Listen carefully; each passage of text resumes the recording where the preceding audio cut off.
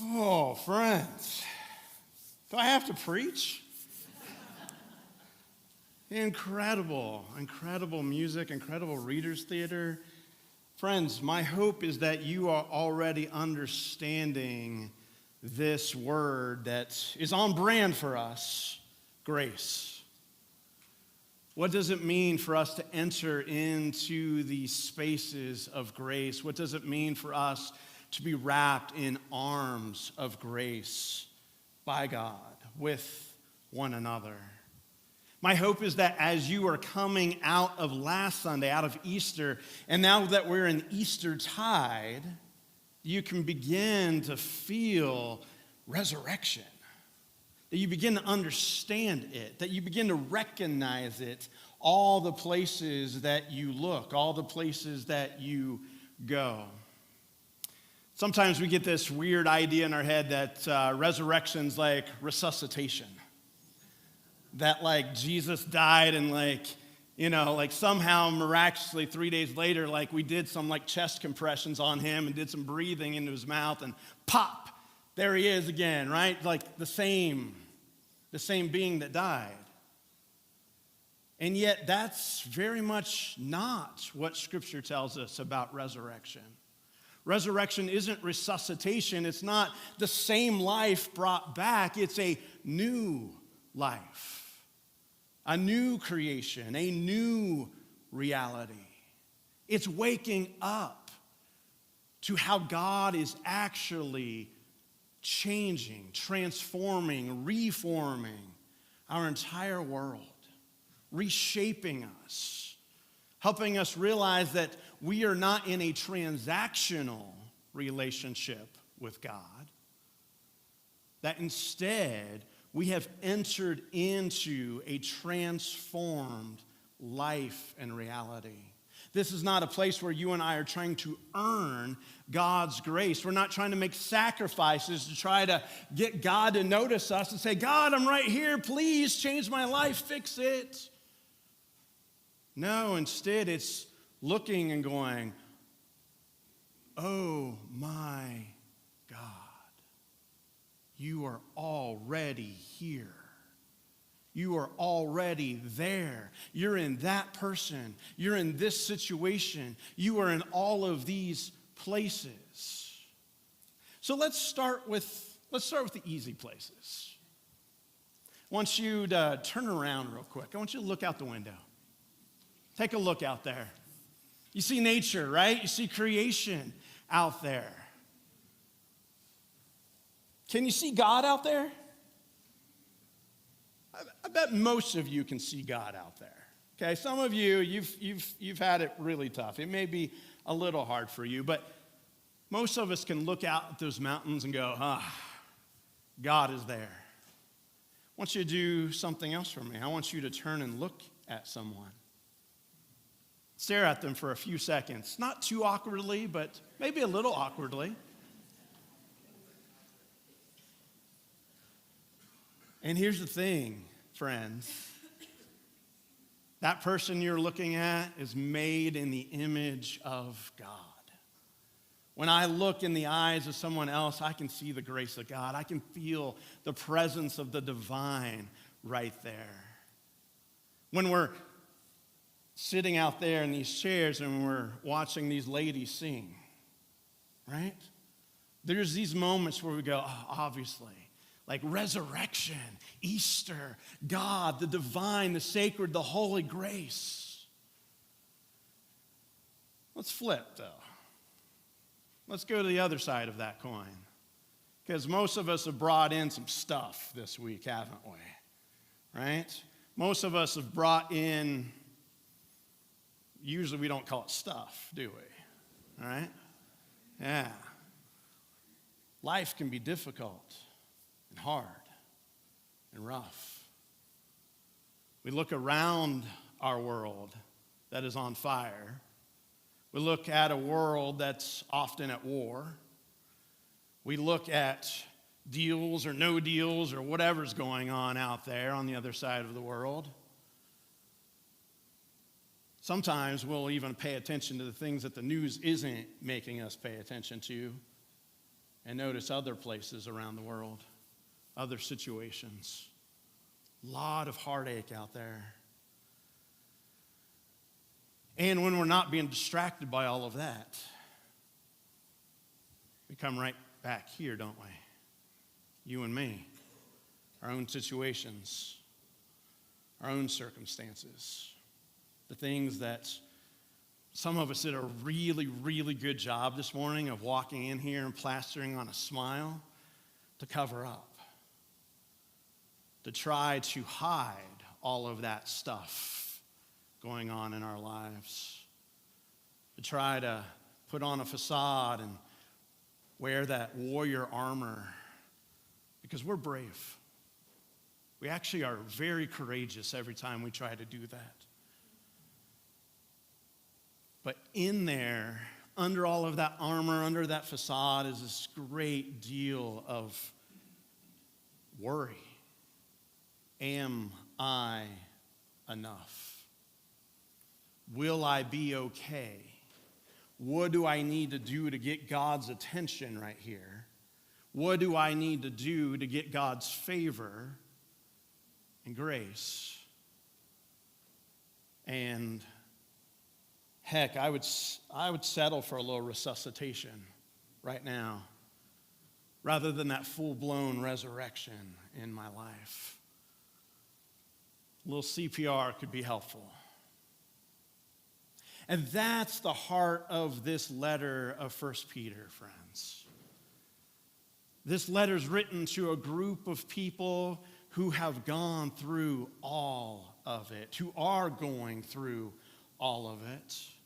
Christians all scattered around the Roman Empire near the end of the first century.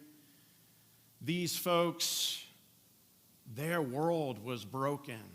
The empire, this great, wonderful, majestic thing called the Roman Empire. I mean, we look back now and go, wow, look at all the things that the Roman Empire did for us. Look at all of the learnings that took place. Look at how the economy spread. Look at how much better of an empire it was compared to all the other empires that existed at the time and before it. Look at all the great creations. There was amazing things that were being done there. And by the end of the first century, it was falling apart, friends. It was coming apart at the seams. This great experiment, this great sense of democracy that had founded all of it, this great sense of, look at who we are in the Pax Romana that we're bringing to the world, the peace of Rome. And Christians were scattered all over these cities in the midst of all of this falling apart, in the midst of religions and faith and spiritualities and philosophies that were all kind of mixed up, and everyone trying to figure out what the truth is and what's something I can ground my life in, what's something that I can find to be an anchor for me in the midst of all of it falling apart. It doesn't take much to make it sound like today. It's very similar, is the reality of it. And so this little letter of 1 Peter is written to people like this, to people like you and me, trying to figure out, can I survive this? Can I live through this? What does grace actually look like? Like them, you and I often, we want a transaction with God. In many ways, it's simpler, right?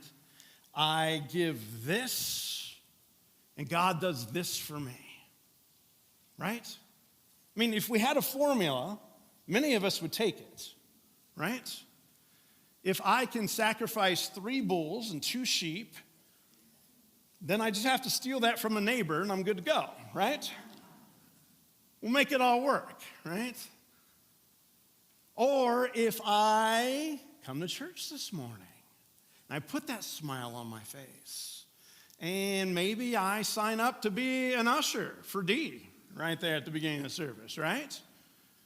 And maybe I can't make this whole life come together, but maybe in the next life, the golden ticket, Willy Wonka, right?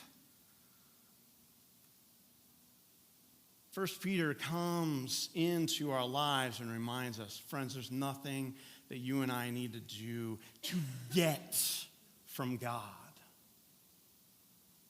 There's no transaction to be made here. For the God of the universe is dripping with grace. The divine reality is immersed in mercy and compassion. It looks at you and me tripping on both feet, grabs us by the hand and says, hey, let's walk into this resurrected life together. Let's walk into this Easter reality. This isn't about resuscitation. This isn't about CPR. No, this is about seeing life anew. It's about looking into one another's faces. It's about looking out at those mountains right there. It's about looking around in the midst of all of these terrible circumstances and going, where is God in the midst of this? Because when we stop, when we start looking like that, we actually begin to see God in all of the places. When we take off our warrior armor and actually look at ourselves in the mirror, the way that we looked at our neighbors just a moment ago, you will see the image of God in yourself. Even when you take a look at some of the ugliest things going on around the world, you're going to see so much grace, so much beauty, so many people who are running to help in the midst of the fires, in the midst of the violence, all of the peacekeepers and peacemakers. You're going to see people who are literally oozing goodness out of them, compassion and grace and mercy. And every time you do, you're going to say, there is where God is at. And this thing begins to well up inside. First Peter calls it this unquenchable joy. An unquenchable joy, friends. Because you will have realized that even in the midst of death, even in the midst of a world that seems like it is off its axis, Easter has actually happened. Resurrection took place. You and I are living in a different reality, if we so choose. That word, that choice right there, we use a different word for it. It's called faith. Faith.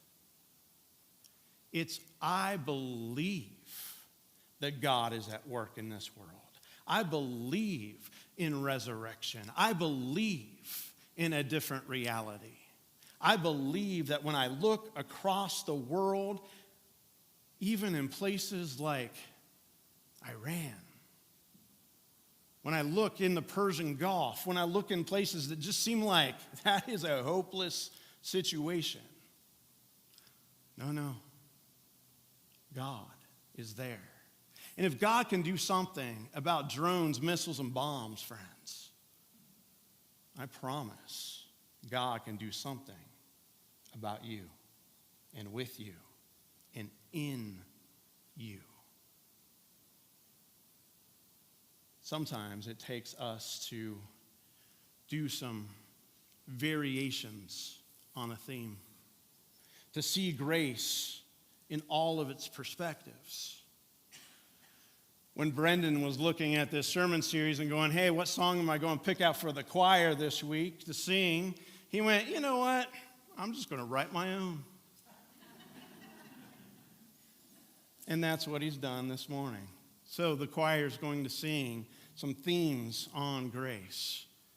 And my hope is that you continue to feel the complexity, but also the sheer simplicity of this reality of grace.